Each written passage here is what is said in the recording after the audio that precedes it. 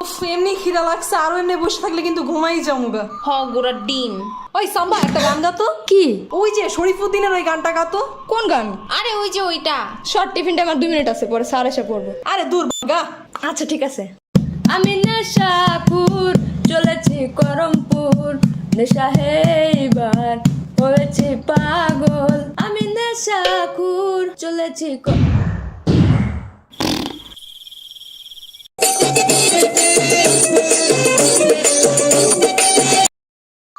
কিরে ঘন্টা দিছে, নিচে যাবি না? না রে, মা টাকা দেয় নাই। আর তুই যাবি না? দুরাজকা মায়ের কইছি টিফিনের টাকা দিতে, হ্যাঁ আমার রুটি আর মাংস দিয়া দিছে। কইলাম 20 টাকা দাও সস কিনা নি মনি, হ্যাঁ কই থাপ্পড় দিমু একটা। পরে চেইতে কিছু আনিই নাই গা। আমার কাছেও টাকা নাই আজকে। কিন্তু জান্নাত কই? আমার কাছে টাকা আছে।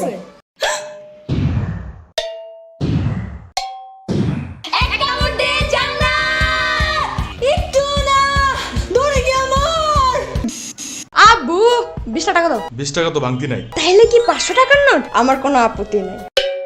নে এদিক থেকে ইয়ামিনটা 20 টাকা দিস। আচ্ছা। ও পিচ্চি মানুষ, এত টাকা দিয়ে কি করবে? আর একটু বড় হয়ে নেক। তোমার নানা পুরো 50 টাকা দিছে জানো। তোমারও 20 টাকা দিতে বলছিল, কিন্তু ও পুরো টাকা নিয়ে চলে গেছে। আমার বাচ্চা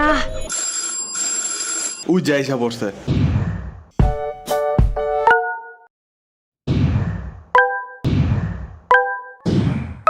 কি হইছে? আমার 50 টাকা কই? কিসের টাকা?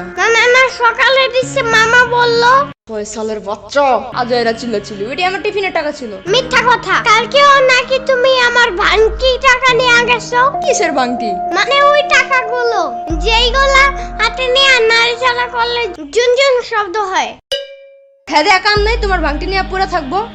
আমি জানি তোমার ভাঙতির উপরে অনেক লোভ আছে। আন্দাজি।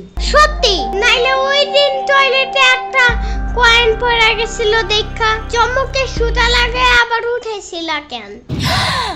মিথ্যা কথা। তুমি এগুলা জানছো কেমনে? আমি কি জানি, মামা বলছে। ফয়সালের বাচ্চা শুনো, এগুলা মিথ্যা কথা। ফয়সাল নিজেই তোমার ভাঙতে সবকিছু নিয়ে যায়, আমি নিজে দেখছি। কি?